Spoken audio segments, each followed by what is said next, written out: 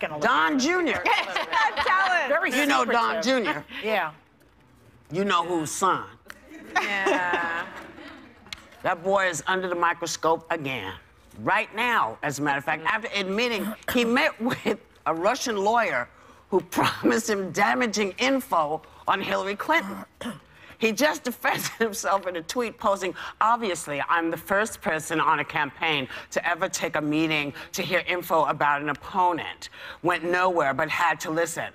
But kind of, isn't that isn't that collusion? Well, I'm sure it's not the... Just because the meeting went nowhere doesn't mean he didn't go to get the dish. He went there to get information and dirt on Hillary. Yeah. So he didn't get it. Dude, sorry. before you start tweeting stuff, make sure you're in the clear. Yeah. Make sure you're in the clear. That's collusion. People can't help themselves. But, you know, when I first heard about it, I thought people do have meetings with folks that conduct opposition research all the time. I mean, one of my dear friends was the mayor of Baltimore, but not with connections to the Kremlin. Right. Yes. That's the problem that I have, because the meeting was June 9th of 2016. He had, then Donald Trump had just clinched the Republican nomination. Yeah. And the question that the federal investigators are looking at is whether or not the campaign colluded with the Russian government. So why put that out there? Well, Trump keeps saying that they focus so much on Russia and why the media is obsessed with this. If there's nothing there, put out all your cards in advance when you have the chance, so we can all let go and move on to important issues. But there is the fact that it keeps dripping, But the other thing is, put it out there, right? He had to voluntarily disclose it. Eventually, but they didn't the first time around. And this is the other thing.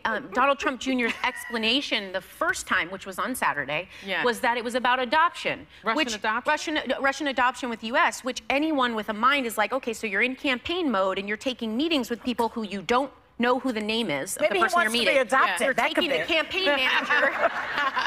And so either you're taking really dumb meetings or you're lying, which he ended up coming out the next day. But he was there with Manafort and Kushner. We're also in this meeting. Both of them have been in bed with the Russians. I mean, Manafort got 17. I know, it's a huge king size. He got $17 million for consulting work with a pro-Kremlin party in the Ukraine.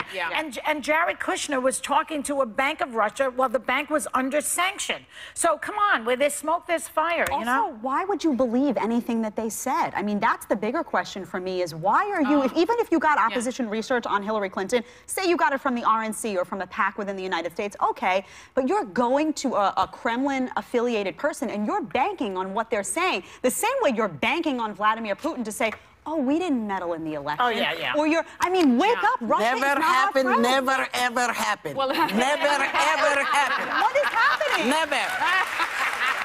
Not once, not twice. Never, we never looked at anything.